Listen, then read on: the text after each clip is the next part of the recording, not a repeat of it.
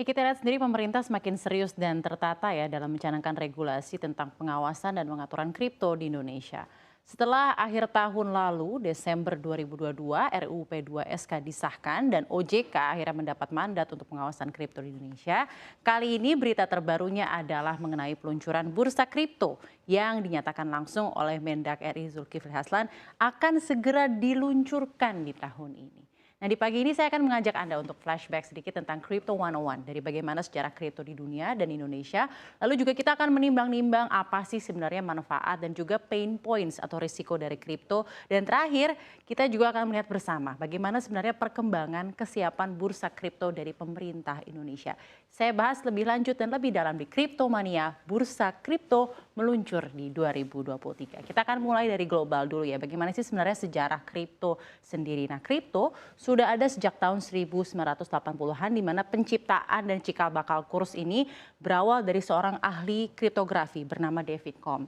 Nah, David Combe ini menciptakan cikal bakal e-cash atau uang elektronik. Nama beliau jadi David Combe yang pada tahun 1980 algoritma dari enskripsi pertama untuk transaksi cash digital dicanangkan oleh David Combe. Lalu pada tahun 1990 beliau juga menerbitkan yang namanya adalah DigiCash. Namun inovasi tersebut gagal berkembang dengan pesat.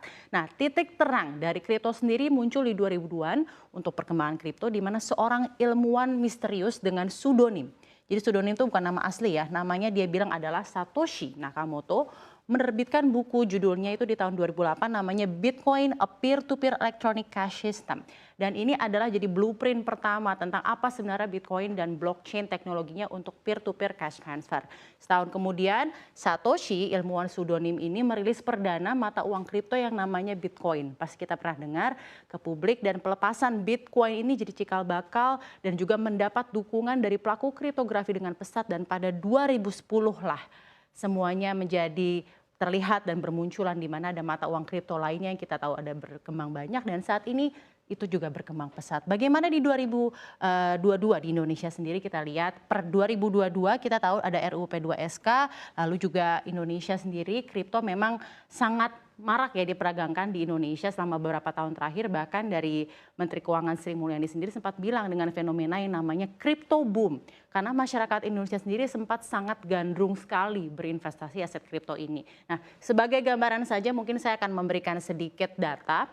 Tahun 2022 lalu transaksi di aset kripto itu ada sekitar 290 triliun. Ini sangat banyak walaupun sebenarnya kalau dibandingkan dari 2021 ini anjlok karena di 2021 ini sudah mencapai 895 triliun.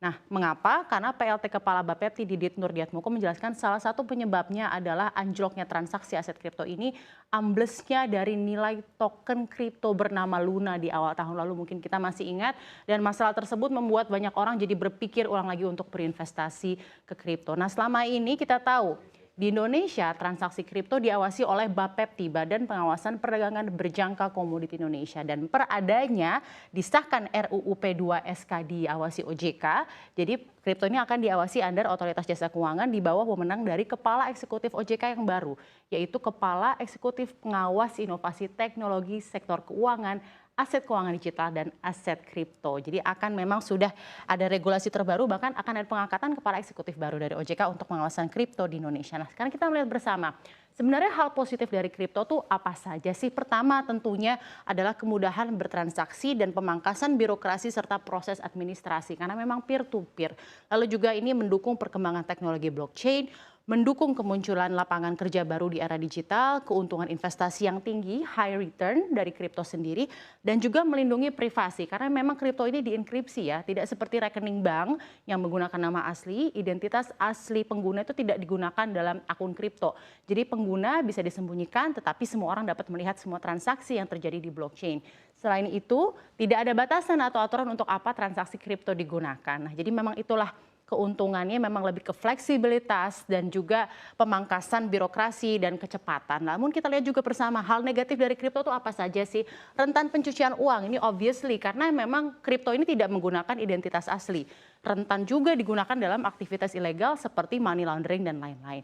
Lalu juga kita lihat risiko utama yang memang sangat diperhatikan sekarang pelaku pasar adalah volatilitas tinggi ya. It comes with high return ya juga high risk ya kita tahu sendiri. Jadi memang ini ada two sides of coin ya. Nilai mata uang kripto bisa tiba-tiba naik atau turun secara drastis dalam waktu yang singkat, kita ketahui bersama. Dan tidak seperti currency resmi, nilai kripto sulit diprediksi karena memang tidak begitu banyak kripto yang punya underlying asset. Dan selanjutnya adalah tidak berlaku untuk jual beli jasa di Indonesia. Kan Gubernur Bank Indonesia Peri Warjio juga sudah tegaskan bahwa kripto sendiri tidak bisa digunakan sebagai alat pembayaran yang sah di Indonesia, meski uang kripto tidak bisa digunakan sebagai alat pembayaran juga, tetapi keberadaannya tidak ilegal di Indonesia. Jadi kripto dapat disimpan maupun diperjualbelikan hanya sebagai aset. Nah selanjutnya, berita baik untuk kriptomania di Indonesia adalah bursa kripto akan meluncur.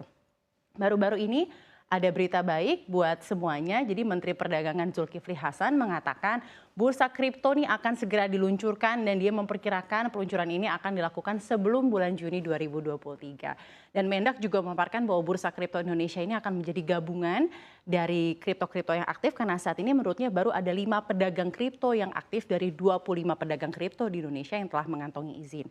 Nah, untuk rencananya sendiri memang sudah terdengar digaungkan sejak akhir 2021 namun terus tertunda hingga akhir 2022. Namun di satu sisi Wamendak Jerry Sambuaga juga mengatakan saat ini bursa bagaimana sih progresnya, sekarang sedang proses melakukan verifikasi, validasi dan tentunya prosedural untuk memastikan agar bursa kripto ini diluncurkan saat semuanya sudah komplit dan jelas. Dan juga Wamen menekankan mengenai bursa kripto ini ia tidak mau ada step by step, ada tahapan-tahapan yang tidak diselesaikan karena memang fokus dari Kementerian Perdagangan melalui Bapepti adalah perlindungan bagi konsumen dalam bertransaksi aset kripto. Nah tentunya kita harapkan industri aset kripto ini akan semakin tertata dengan kehadiran bursa kripto di Indonesia. Dan di sisi lain kita juga berharap pemerintah Indonesia tidak hanya terus menata regulasi tentang pengawasan kripto di Indonesia, tetapi juga di satu sisi gencar mendukung edukasi terkait kripto sehingga diharapkan masyarakat bisa memahami two sides of coin dari risiko investasi kripto. Tak hanya fokus pada keuntungannya saja. Kita nantikan bersama peluncuran bursa kripto Indonesia.